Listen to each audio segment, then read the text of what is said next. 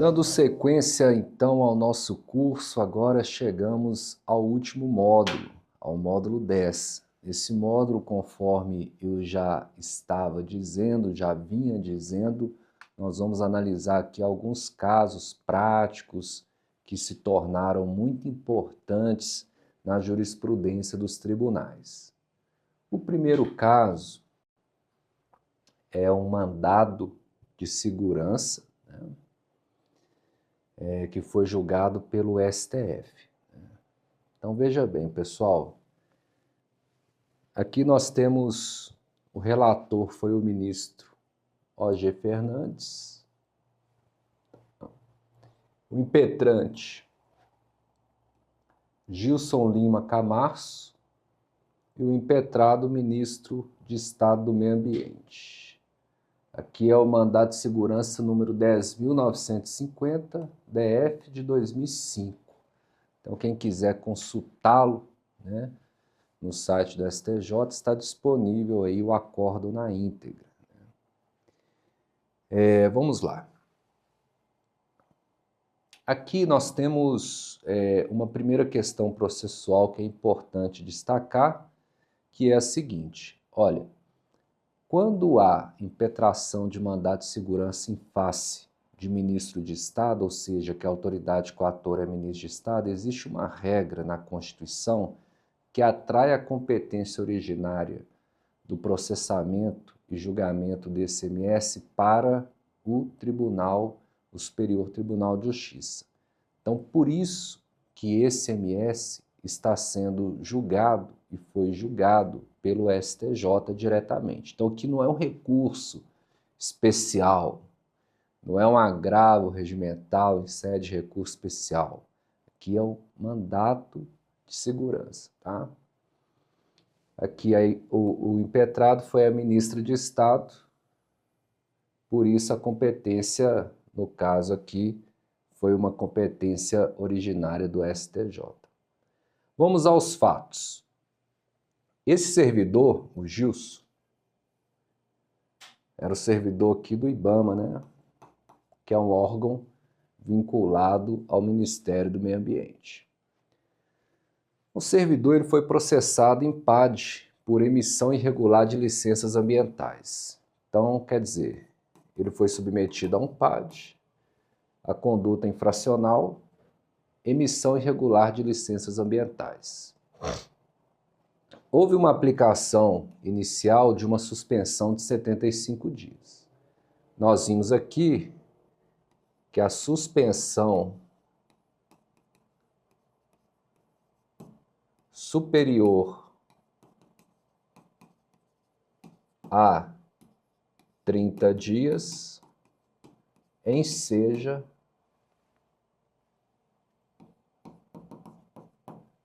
o PAD. Então, ele teve uma suspensão de 75 dias, essa suspensão foi convertida em multa e foi cumprida. Depois dessa suspensão, da aplicação, da conversão em multa e do cumprimento, sobrevieram dois pareceres, um da Controladoria Geral da União, da CGU, e o outro da Advocacia Geral da União, da AGU.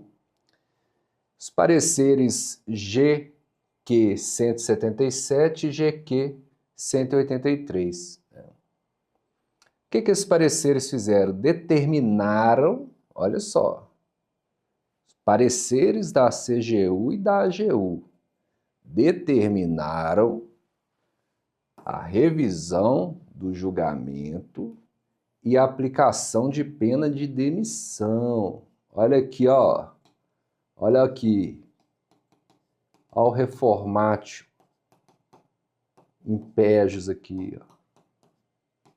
Então, quer dizer, o servidor já tinha sido punido, tinha inclusive cumprido a punição, pagada a multa. Depois disso, vem a CGU e a AGU, produz um parecer cada e diz assim, olha, tem que revisar isso aí e a punição adequada é a demissão. sob o fundamento de compulsoriedade da demissão nas hipóteses do artigo 132, que era a hipótese que enquadrava a conduta infracional aqui do nosso servidor Gilson. Ora, diante disso, houve um novo julgamento. Olha que coisa absurda. Houve um novo julgamento. E o PAD foi revisado. Porém, essa revisão do PAD ela não decorreu de nenhuma nulidade processual, de nenhum vício formal insanável e nem de fatos novos ou circunstâncias relevantes, ou seja, nenhuma hipótese prevista na Lei 8.112 estava satisfeita para que houvesse a revisão do PAD. No entanto, houve a revisão do PAD.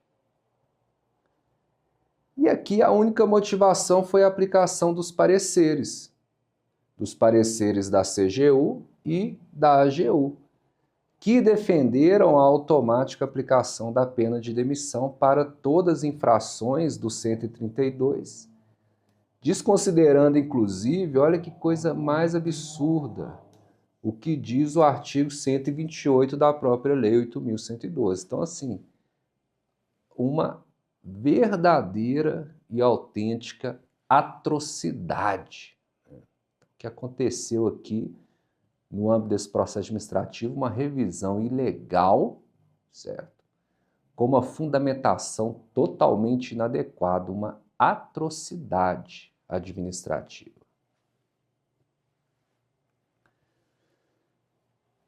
E aí, no julgamento do STJ, nós destacamos aqui algumas questões, olha, estão óbvias, né?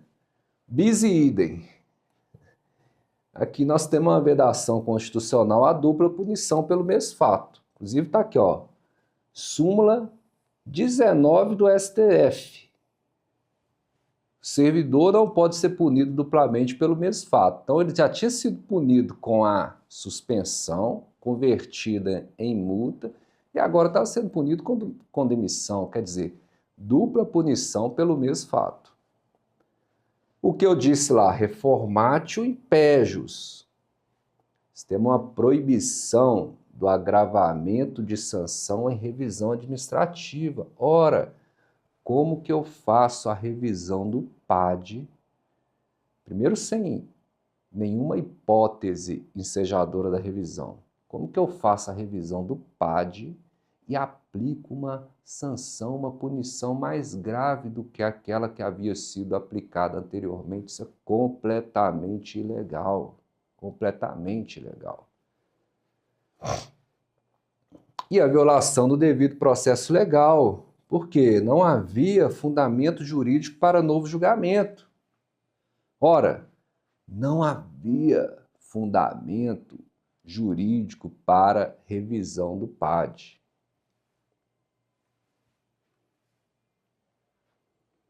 Aqui é o que diz, né, a súmula 19 na íntegra, para que vocês vejam aí, olha que coisa absurda. Né? Olha o texto da súmula 19. É inadmissível segunda punição de servidor público baseada no mesmo processo em que se fundou a primeira. Ou seja, o servidor já tinha sido punido e agora está sendo punido novamente, com a pena inclusive mais grave. Ele tinha perdido o cargo, tinha sido demitido. Olha que coisa absurda.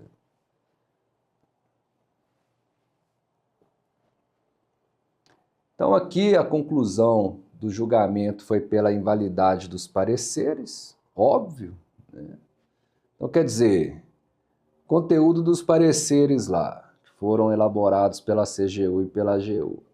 Então aplicação obrigatória da pena de demissão quando configuradas infrações do artigo 132, beleza. Porém, desconsidera o artigo 128, como eu disse, que exige análise individualizada. E o artigo 128 exige que leve-se em consideração a natureza e gravidade da infração, os efetivos danos ao serviço público, circunstâncias agravantes e atenuantes e antecedentes funcionais.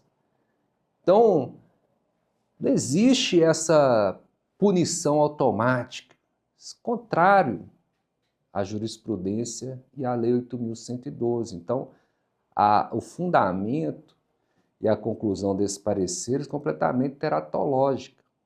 Completamente teratológica. Por quê? Porque desconsidera frontalmente o artigo 128, os princípios da razoabilidade, da proporcionalidade. Então, houve uma conduta que está tipificada no 132, demissão. Para que existe processo administrativo disciplinar, então? Para que constituir comissão processante? Para que contraditória e ampla defesa se a aplicação da pena é automática? Então, nós estamos diante aqui de um caso verdadeiramente absurdo. Por isso a importância, inclusive, de uma defesa técnica, de uma fundamentação jurídica adequada, né? Então aqui nós temos também uma distinção entre autotutela administrativa e revisão disciplinar, né? Quer dizer, a autotutela, inclusive de acordo com as súmulas 346 e 473 do STF, permite anulação de atos ilegais. Contudo, o exercício do poder disciplinar deve respeitar o contraditório e ampla defesa, o devido processo legal e a impossibilidade de revisão punitiva sem fatos novos favoráveis ao servidor. Ou seja, não adianta a administração falar, nós estamos usando aqui o nosso poder de autotutela. Ora, esse poder de autotutela não é ilimitado, não é totalmente indiscriminado, não é totalmente desregulamentado, porque senão nós voltaremos ao tempo da arbitrariedade, ao tempo do autoritarismo, ao tempo em que não existia devido processo legal administrativo, né? Então vamos rasgar a Constituição e vamos rasgar a Lei 8.112. E a fundamentação também jurisprudencial aqui no caso do STJ, nós tínhamos e temos, inclusive, 2 precedentes aqui que foram aplicados, que é o mandado de segurança 13.523 e o 13.341, tá? E aqui nós temos 3 teses centrais que foram fixadas pelo STJ nesse caso. Impossibilidade de rejulgamento punitivo com fundamento apenas normativo, vedação ao agravamento da pena em revisão administrativa, que só a confirmação do princípio do reformatio impejus, que está inclusive previsto na lei, né? E a invalidade aí desses pareceres da CGU e da AGU por afronta ao artigo 128 da lei e aos princípios constitucionais. Então, essas 3 teses centrais podem ser extraídas do julgamento desse caso. E a decisão final aqui, evidentemente que a segurança foi concedida, a demissão foi anulada e o servidor foi reintegrado, né? Então, quer dizer, nós vimos aqui um caso completamente absurdo que estava resultando, inclusive, na demissão do servidor. Imaginem se esse servidor não recorre ao Poder Judiciário, se esse servidor não apresenta uma defesa técnica adequada, uma atuação jurídica em face do STJ, poderia perder o cargo de uma maneira totalmente injusta, absurda, ilegal, né? Então, muita atenção, esse caso aqui nos ensina várias coisas, né? Esse é o primeiro caso que nós estudamos e analisamos aqui em nosso curso, espero que tenha sido proveitoso para você. Muito obrigado e até a próxima.